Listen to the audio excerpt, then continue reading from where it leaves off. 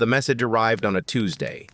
Not in a blaze of fire across the sky, not with the dramatic tremor of city-sized ships hovering over capitals, the way humanity had imagined for a century in its films and novels.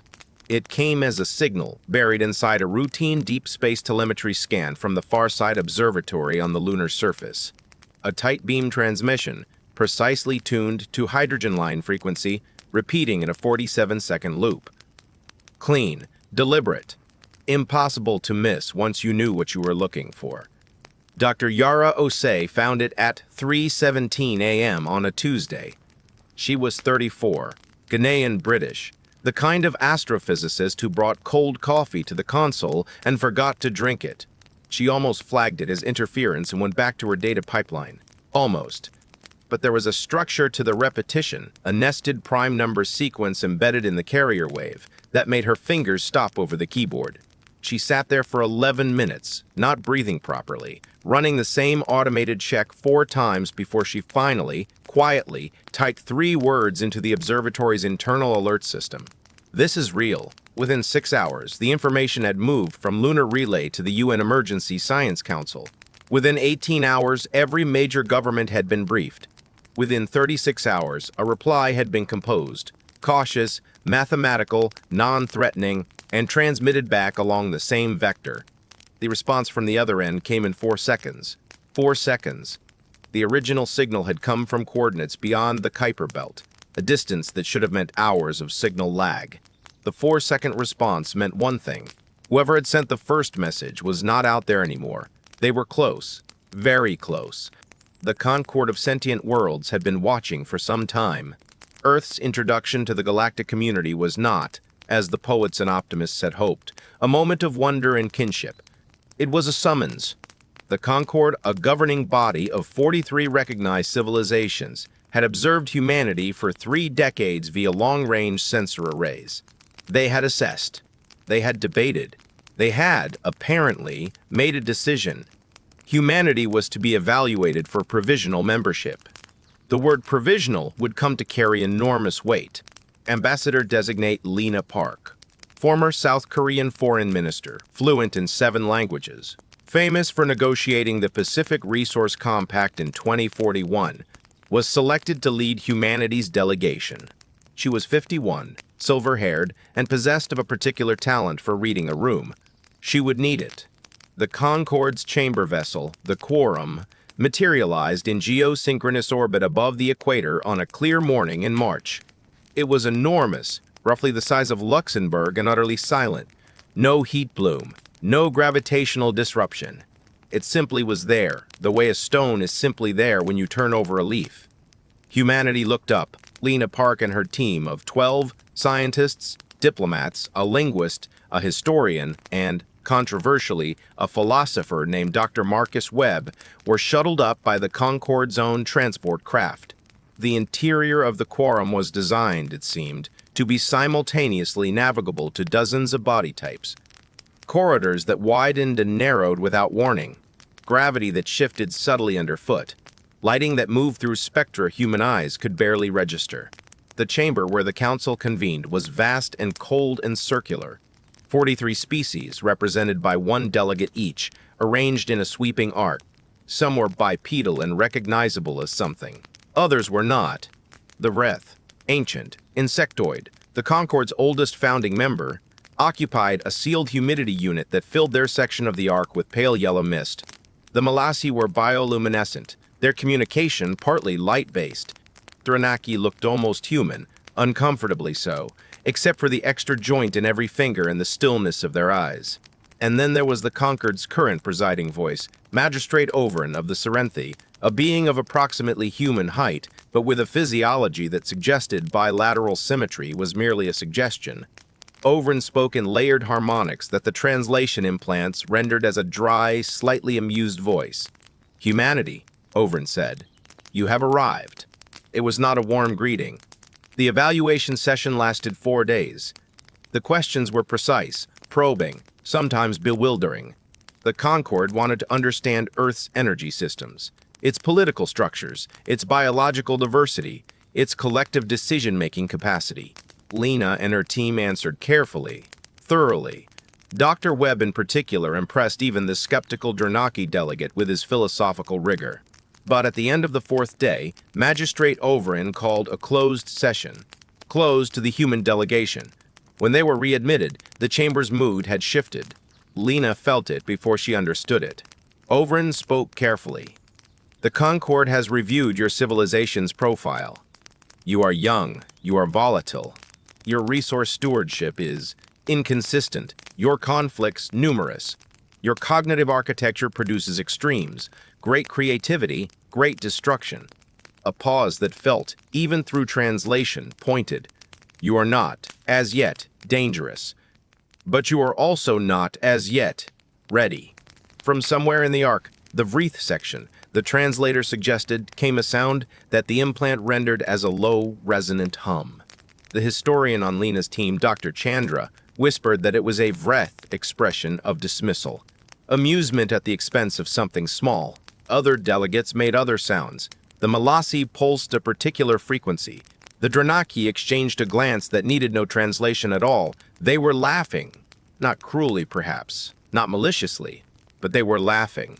Humanity, in the estimation of 43 civilizations that had crossed stars and outlasted geological ages, was something close to a curiosity. An interesting species from an interesting world, but hardly something to take seriously. Young, messy. A touch endearing in the way that small, frantic animals can be endearing. Provisional status was granted. Observer only. No voting rights. No resource-sharing treaties. No technology exchange. They would be permitted to attend future sessions of the Concord, to listen and learn, to sit quietly in the back and watch their elders govern the galaxy. Lena Park accepted the terms. She thanked the magistrate. She shook 17 appendages of varying configurations. She was impeccably gracious. On the transport back to their shuttle, Marcus Webb sat beside her and said quietly, "They don't know." Lena looked at him. "Know what?" He was watching the viewport, the massive flank of the Quorum sliding past, lit by the slow arc of the Earth below. "What we come from," he said. "What we actually are." Lena said nothing, but something shifted in her expression. Not disagreement, something more like patience. Like a person who knows the end of a story and is content to wait for everyone else to reach it. Back on Earth, the broadcast of the evaluation was watched by 9.4 billion people. Governments held emergency sessions. Philosophers wrote urgent essays. Preachers preached. Children, in classrooms from Nairobi to Oslo to Jakarta, were asked what they thought it meant that the universe was full of life. Most of the children said the same thing. Why did they laugh at us? It was a good question. It would take 2 more years and a crisis neither side had anticipated before the answer began to emerge. The Concord survey data on Earth was, by any galactic standard, exhaustive. 43 years of remote observation. Spectroscopic analysis of the atmosphere updated daily. Gravitational mapping of the interior to within 12 meters of resolution. Thermal imaging of the surface cataloged by season, by latitude, by decade. Electromagnetic monitoring of every frequency humans broadcast. Radio, television, internet, military comms. All of it collected, archived, and fed into the Concord's assessment protocols. The protocols were very good. They had evaluated 217 candidate civilizations. They had not been wrong yet. What the protocols were designed to find: technological development curves, energy usage trajectories, social cohesion indicators, evidence of systemic coordination, signs of existential risk management, standard metrics, reliable metrics, the kind that told you with reasonable certainty what a civilization was capable of. What the protocols were not designed for, because the Conquered had never encountered a world that required it, was Earth. The first sign that something had been missed came from the Dranaki. The Dranaki were the Concord's foremost specialists in biological diversity assessment. They had cataloged life on thousands of worlds. Their instruments were calibrated to detect cellular complexity, neural network density, adaptive variation rates. They were, in short, very good at understanding life. They had rated Earth's biosphere as remarkable but not unprecedented. Complex, yes. Rich, certainly. But they had seen carbon-based life in many configurations. They had noted that Earth was unusual in its density of distinct species, around 8.7 million at last estimate, but had attributed this to favorable planetary conditions, a stable star, a large moon providing tidal rhythms, a magnetic field, lucky geography, nothing more. The reassessment began when a junior Dronaki analyst named Sevo Roth ran a comparative study for an unrelated project and noticed something in the archival data that stopped him cold. The species count was wrong, not slightly wrong, catastrophically, fundamentally, structurally wrong. The survey instruments had been calibrated for what the Concord called discrete biological entities, organisms with stable genetic signatures that could be individually counted and classified. It was a reasonable calibration. It worked on every other world they had ever assessed. Earth's organisms did not behave this way. The mycorrhizal networks alone, the fungal systems threaded through forest floors across every continent, had been counted as separate entities. The survey had logged approximately 10,000 distinct fungal species in forest systems and moved on. What it had not registered, because it had not been designed to register, was that these networks were not separate. They were continuous. A single mycorrhizal system beneath an old-growth forest could span hundreds of acres, connecting thousands of trees, passing nutrients and chemical signals in a system of such complexity that calling it non-cognitive was a category error of staggering proportions. Sevorth pulled the data on ocean systems next and found the same problem. Then soil microbiomes. Then coral networks. Then the insect supercolonies that human biologists had studied for decades. Then he ran the human nervous system data through a different analytical framework, one designed not for individual organisms, but for distributed processing architectures, and sat very still for a long time. He requested a meeting with the Dronaki delegation head. The delegation had requested a session with the Concord Science Subcommittee.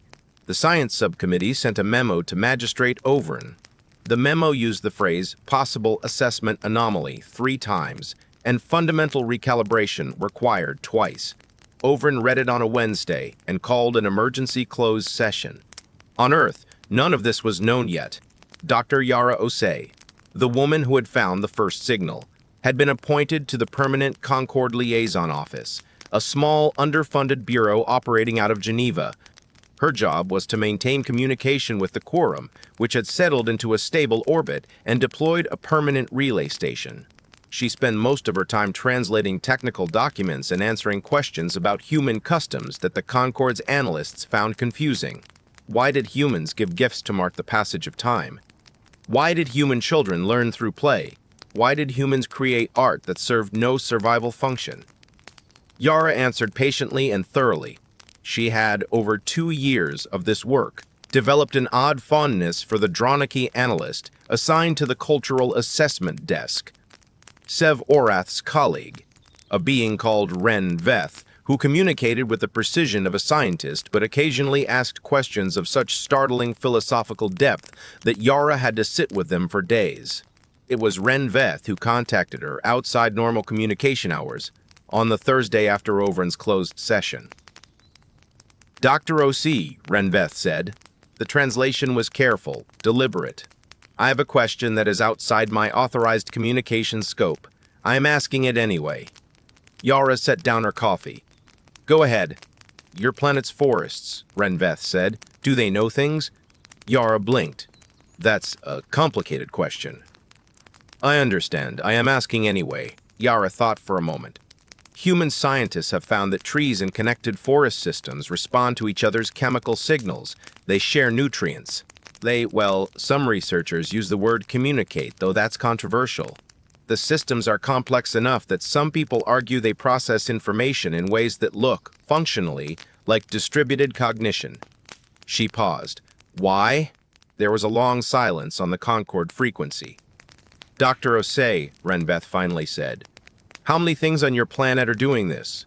Yara opened her mouth, closed it, thought about the mycorrhizal networks, the ocean microbiomes, the coral systems, the insect colonies, the possibility, debated fiercely and never settled, that Earth's biosphere in aggregate operated as something not entirely unlike a single planet-wide distributed intelligence. She thought about the Gaia hypothesis, which human scientists had mostly set aside as too metaphorical to be useful. She thought about the fact that she had spent 2 years answering questions about human culture, and not once had anyone from the Concord asked about the rest of Earth's life. "Renveth," she said slowly, "I think your survey missed something." Another silence. "Yes," said Renveth, "we are beginning to understand that." The formal request for an expanded biological survey came 6 days later. It was, by Concord standards, unprecedented. A request to reevaluate a candidate civilization was not something the protocols had a standard procedure for. Magistrate Olvrin approved it with unusual speed. The Dranaki sent 6 survey vessels into low Earth orbit. They were not prepared for what they found. The mycorrhizal network data came first, then ocean system analysis, then the soil microbiome complexity mapping, which required the development of an entirely new analytical framework because the existing tools kept producing errors that looked like instrument malfunction but were, on inspection, simply the result of trying to apply discrete entity counting to a system that refused to be discrete. Sev Orith worked for 3 weeks without what humans would call sleep. His report to the subcommittee ran to 4,000 pages in the Concord standard notation and concluded with a single sentence that circulated through the quorum in whispered harmonics and light pulses and chemical signals, depending on species. Earth is not a planet that contains life. Earth is a planet that is, itself, alive. In the Concord chamber, the laughter had stopped. The Verth stopped humming. The Molossi's bioluminescence shifted to spectra associated in their culture with something between reverence and alarm. The Dranaki delegate, usually still-faced to the point of inscrutability, had an expression that Lena Park, watching the feed in Geneva, couldn't quite name. Not embarrassment, something larger, something like the feeling of having made an error so fundamental that it reframes everything. Magistrate Overing called another closed session. This one lasted 11 days. The Concord had a word for it. Of course they did. They had words for everything. 43 vocabularies developed across millions of years of collective experience. The word translated inadequately as something between custodian and symbiont, a being that did not merely inhabit an ecology, but was shaped by it in return for shaping it. A being whose civilization was not separate from its biosphere, but embedded in it. The Concord had a word for it, but they had never, in all their centuries of expansion and survey and assessment, encountered it before. Not like this. The Vreth came closest. Their world, Sveth Mora, had complex fungal networks that the Vreth maintained with ritual care, and their culture was built around the understanding that the boundary between organism and ecology was permeable. But even the Wreath relationship with their homeworld was, by Sevelrath's analysis, a fraction as entangled as Earth's. The Molossi had uplifted their biosphere deliberately, centuries ago, choosing to redesign their world's ecology in collaboration with their developing technology. They had, in a sense, built a relationship with their planet. Earth had not built anything. Earth had simply been 8.7 million species, each evolved over billions of years, in relationships of competition and cooperation so layered and interwoven that the resulting system produced emergent behaviors that matched, in processing complexity, if not in anything resembling consciousness, some of the most sophisticated cognitive architectures that Concord had ever measured. Earth was not a young biosphere. Earth was ancient. Earth was, by the Concord's best estimates, operating on timescales that made human civilization look like an afternoon. And human civilization was part of it. This was the part that produced the longest debate in the Concord's closed session. The question on the table, were humans separable from Earth's planetary intelligence network, or were they a component of it? It seemed, on the surface, obvious. Humans had cities, industries, technologies that actively disrupted their biosphere. They burned things. They extracted things. They had spent 2 centuries in increasingly damaging relationship with the ecological systems that Sev Orath's analysis now suggested were cognitively significant. The Dranaki argued initially that this disruption was evidence of separation. Humans were damaging the system, not participating in it. The Verth argued otherwise. Their philosopher caste, brought in for the debate, pointed to the Vreth's own history. The Vreth had gone through a period 40,000 years ago of profound ecological disruption. Their early industrial phase, during which they had nearly destroyed Svethmora's fungal networks. And then something had shifted. Not through divine intervention, not through the networks gaining the ability to communicate directly with Vrith consciousness, through something more subtle, the emergence, in Vrith culture, of deep unease, of felt sense, which their philosophers had called the long discomfort, that something was wrong, that the world they were harming was something they were also part of. It had taken several centuries, but the Vreth had changed. The philosopher caste representative pointed to Earth's records. The Concord had 43 years of data and suggested that something recognizable was occurring. The concept of ecology as interconnected system, developing in human thought over the last century. The emergence of climate science, of conservation biology, of rewilding movements, of indigenous land management philosophies being taken seriously by scientific institutions. The legal personhood granted to rivers and forests in several nations. The Global Biodiversity Framework of 2030. Small things, incremental, but directional. They're in the middle of the shift, the philosopher caste representative said. In 43 years of data, this trajectory is visible. They are learning what they are. Magistrate over and listened to all of this and said nothing for 2 days. On Earth, Lena Park had been told only that the Concord was conducting an extended review. She had not been told why. The silence was, in diplomatic terms, deafening.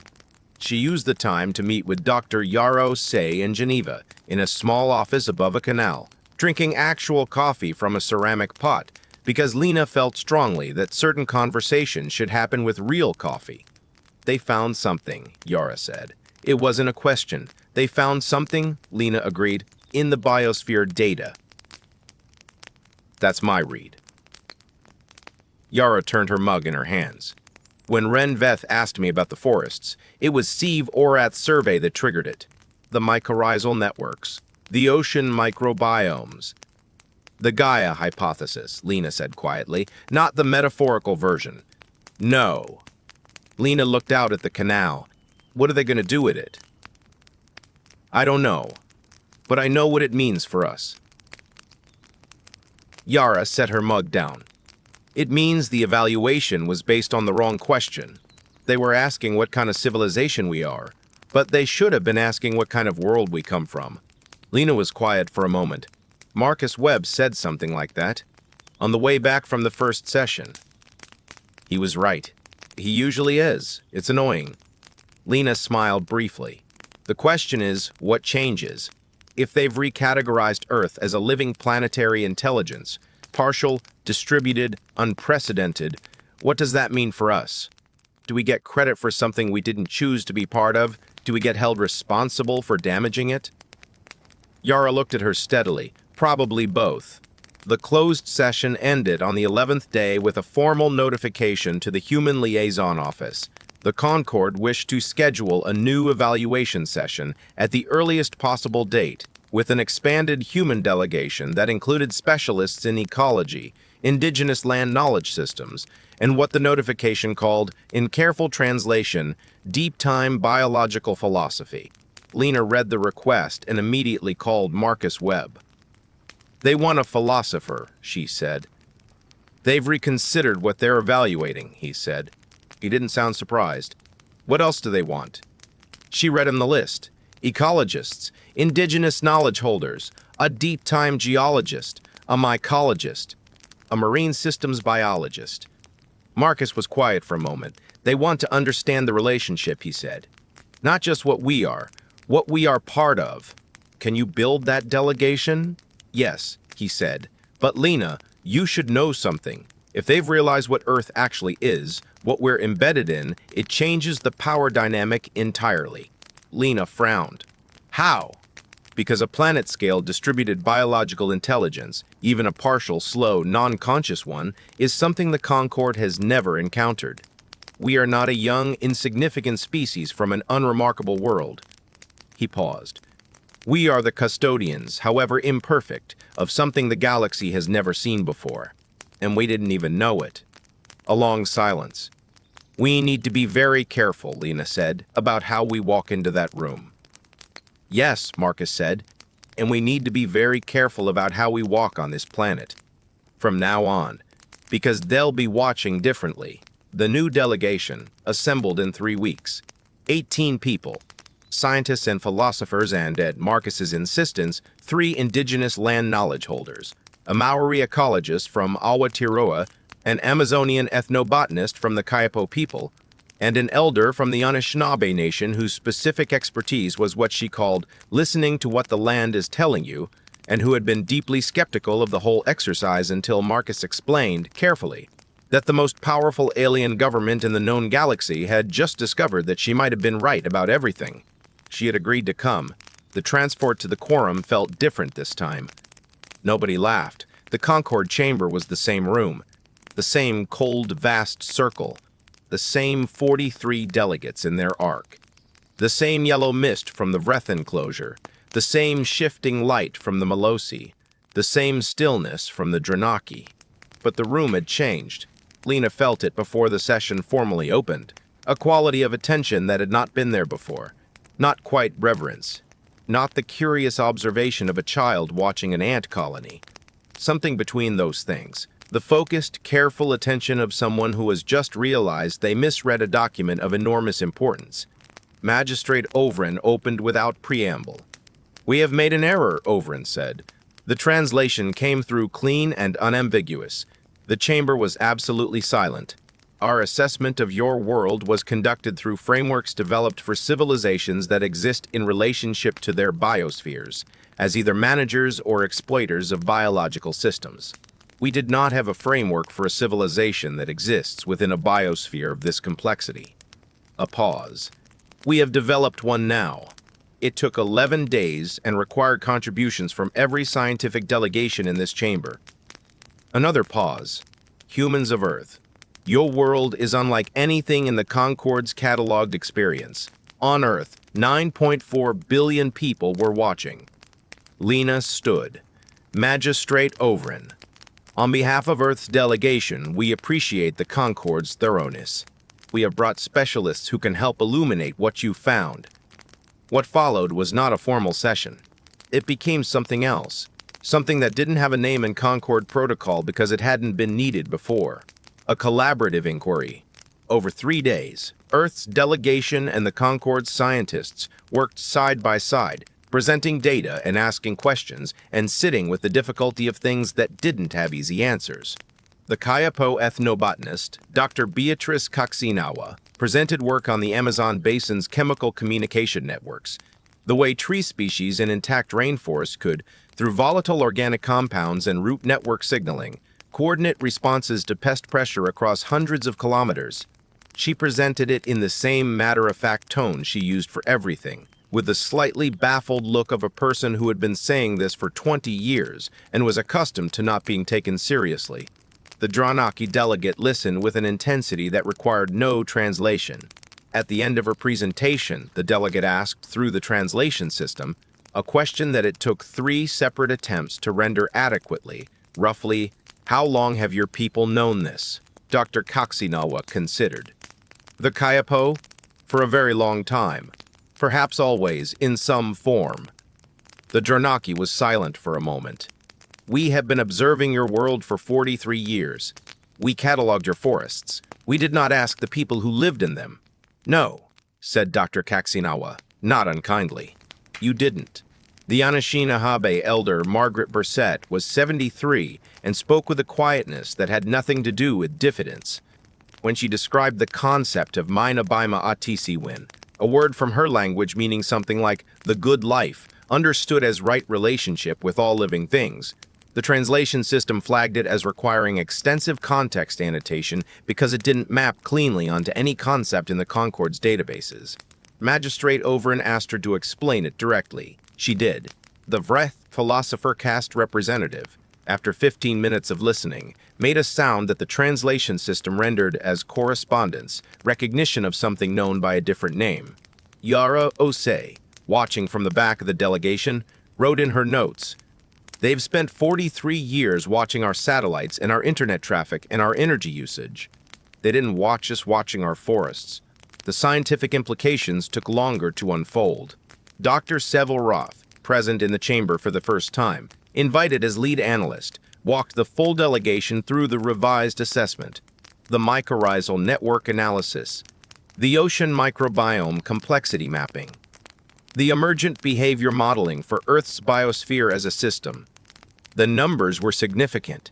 Earth's biosphere, modeled as a distributed information processing system, operated at a complexity level that placed it in a category the Concord called Tier 4 Ecological Intelligence, a classification that, as Steve Orath noted with evident discomfort, had previously been considered theoretical, something that might exist, in principle, something the Concord's founders had speculated about.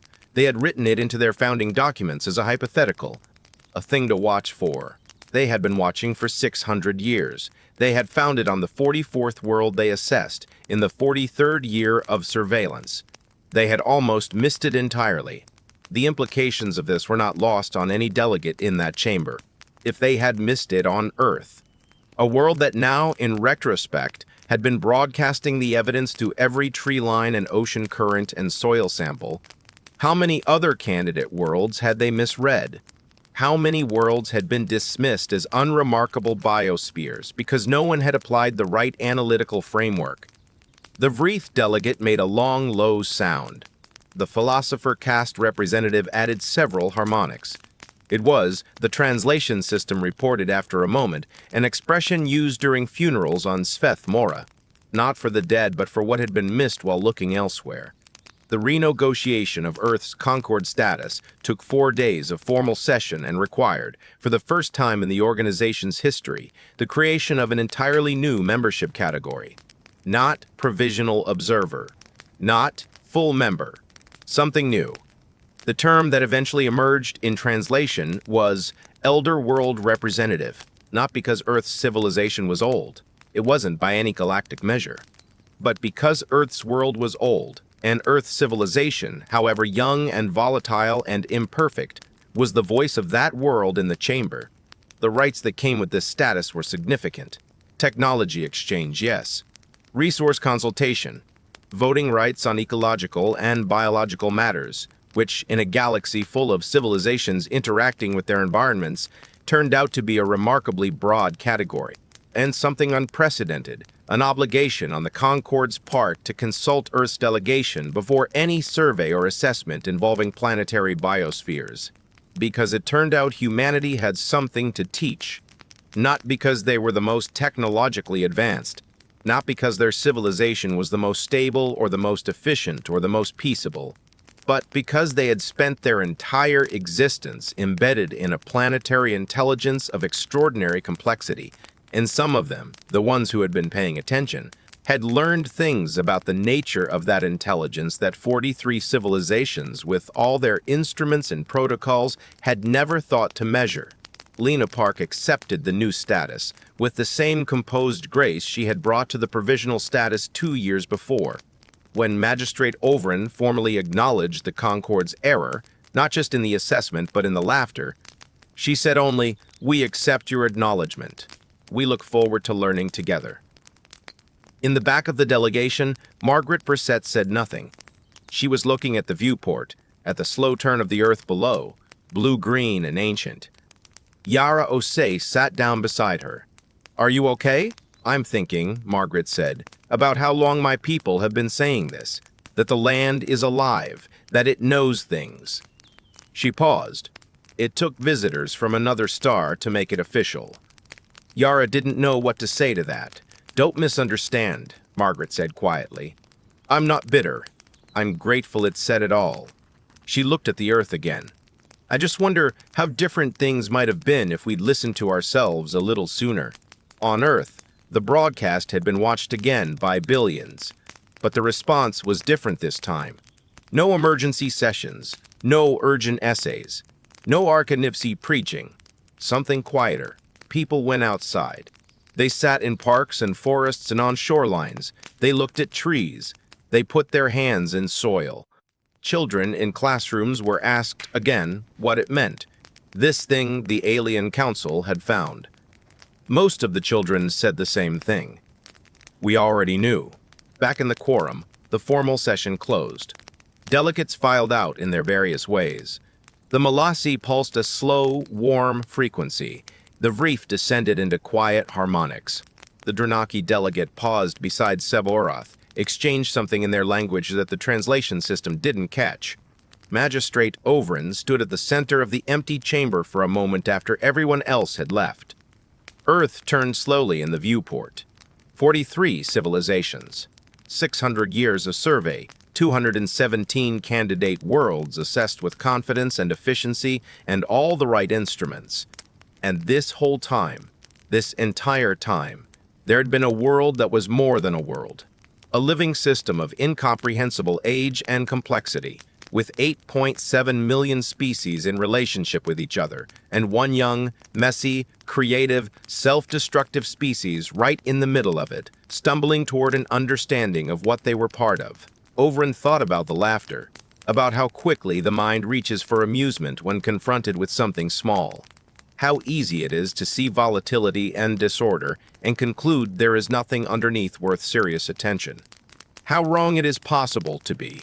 The translation system, unprompted, offered a phrase from an Earth language, one that had appeared frequently in Sevoroth's cultural analysis, sourced from a poet whose name rendered oddly in Concord notation. The phrase was, "The Earth laughs and flowers."